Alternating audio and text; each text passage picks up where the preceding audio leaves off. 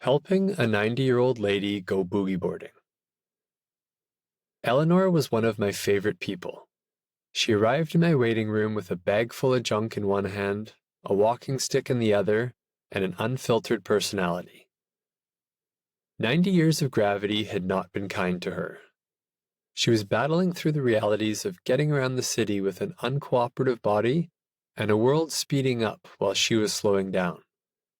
What she lacked in speed, she made up for with ornery wit and a determination to keep having fun. Our first encounter was the 20-foot journey from her waiting room chair to the chair in my office. I introduced myself and invited her to follow me, which set her into motion. I learned a lot about people watching how they get out of their chair and take their first 4 steps. Eleanor was no exception. With her nose hanging out of her mask and a lap full of stuff, she uncomfortably managed to get herself upright over the period of about a minute, but didn't look for a second like she wanted my help. I quietly watched. Once she was upright, she looked me in the eye and blurted out, "Getting old sucks," then proceeded to take short staccato steps toward me while carrying an unnecessary number of belongings, including her walking pole. She knew what she looked like, but she genuinely didn't care. Eleanor sat down with a groan, settled into her chair, and was ready to go. I asked her, "What can I do for you?" She started with a laugh and said, "Well, I'm 90 years old," in a tone like she couldn't believe how old she was when she heard it out loud. "And I have a scooter now," with a similar feeling of disbelief that she had an old lady scooter. "And I rolled it last week." I said, "You rolled it?" "Yeah, I had just gotten out of the ocean. I'd had a few beers, and well, I guess I turned too quickly, and I rolled it," professed Eleanor with equal amounts of pride and embarrassment. "Now my hips are killing me, and I can barely lift my arms up. I think my son is going to buy me a bigger one with 2 front wheels." She proceeded to tell me she had plans to go to Tofino to go boogie boarding next month, so we had to get her moving. I loved her attitude, but that was an ambitious goal. I had Eleanor march, bend, squat, and reach up, each movement coming with its own self-deprecating comments and series of groans.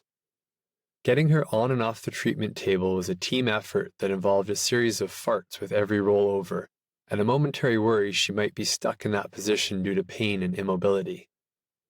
She had muscularly braced hips and arthritic shoulders that didn't provide her with much room to move. I explained to her joints were degenerated, but most of her pain and dysfunction was a product of the significant muscle guarding she had in the deep muscles of her hips and around her shoulder girdles. I suggested the best way to give her some relief was to use IMS dry needling to calm down the increased tone in her muscles. Eleanor had come this far and had nothing to lose, so she said, "Do what you gotta do, Doc." I proceeded to use IMS on the deep muscles of her hips and around her shoulder girdles, much to her displeasure. She did not like what I was doing to her, and she let me know it, but didn't ask me to stop because she was feeling that it was getting at all the spots that were bothering her. After a series of grunts, groans, and expletives, in a process that required her to roll from her back to her side, to her other side, to her stomach, and then back into sitting all on a narrow table, she stood up, lifted her arms well above her head, and exclaimed, "I'm a warrior princess!" Her arms elevated 3 times higher than before treatment, and she could walk around the room with almost no hip pain. 3 sessions of IMS calmed down Eleanor's hips, but closer to 7 or 8 sessions to help get her shoulders under control. The osteoarthritis in her shoulders seemed to be the driving force behind the protective muscle bracing in her upper body, perhaps along with her life stress of living alone as an aging senior.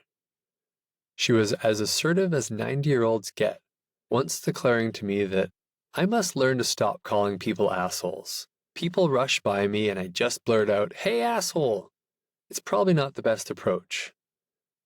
She was a mentally stoic lady, but I explained to her that our bodies hold on to the tensions of past, present, and future stresses, of which she had many. Getting old does suck, but she needed to come to terms with the fact that she was 90 years old and that day-to-day life can be stressful. We got her moving well, all things considered, and she did go to Tofino, but thankfully the weather prevented her from attempting boogie boarding that day. She lived life full of piss and vinegar, and I was happy to keep her moving and yelling at random strangers. Working with 90-year-olds always gives me perspective on how closely physical mobility is correlated with quality of life as people age. I get the opportunity to work with clients from 9 to 90 years old, which allows me to draw motivation for the long-term goal of living a healthy lifestyle others may not see or appreciate. The people happiest throughout life are the ones that acknowledge the past, live in the present, and think of the future. Various traumas cause people to get stuck in one place at the expense of their own health, and at the health of those around them. Eleanor did a great job of living in the present because she didn't have much future left, but she served as a motivation to me to stay active and not take life too seriously. I highly recommend spending time with people in their 90s if you need some perspective on life. For a deeper dive into why hip tension is such a common problem, I suggest visiting whythingshurt.com and search for the blog post titled Why Hips Hurt, an illustrated explanation.